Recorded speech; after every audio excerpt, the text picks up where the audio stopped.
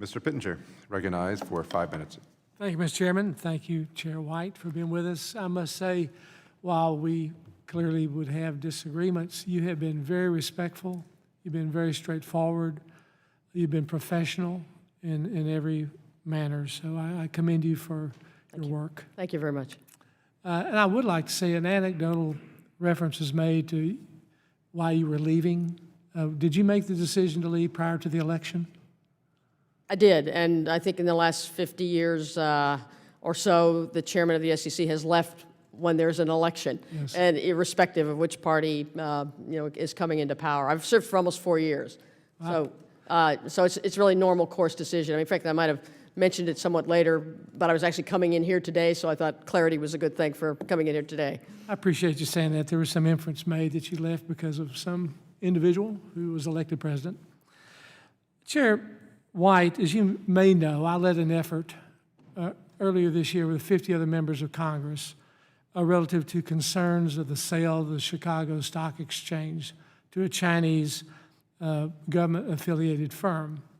As well, just 2 weeks ago, my staff met with SEC Commissioner Pittenger on this matter, and he expressed some of the same concerns regarding the corruption inside Chinese firms, as well as their complicity and the lack of transparency within them. Given that China remains the #1 state sponsor of corporate espionage and intellectual property theft and market manipulation, we urge the CFIUS to conduct a rigorous review of this transaction and block it if it's felt it was necessary. Would you kindly comment on this and your opinion relative to this transaction and your concerns with whether a Chinese government-affiliated firm should buy the exchange, given it does play a more minor role in the markets, albeit it would be a foothold into our markets? I think the issues that you're referencing are CFIUS issues, which is obviously not our bailiwick. We do have a process that follows that hasn't begun yet, so I wouldn't want to, frankly, comment on that or prejudge that. I understand. Chair White, you previously noted that, in quote, in enhancing market structure, we must focus closely on the particular needs of smaller companies and their investors. What do you believe are the most significant issues that smaller public companies face in today's equity markets?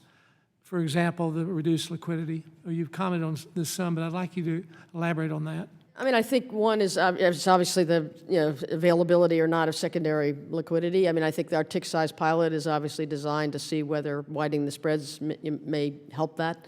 I also, in the public spaces, I think we have to be very focused on, are any of our regulations such that, again, they need to be there, they need to protect the markets and investors, but are they unnecessarily inhibiting companies, smaller companies from going public? I mean, that's something we're focused on all the time.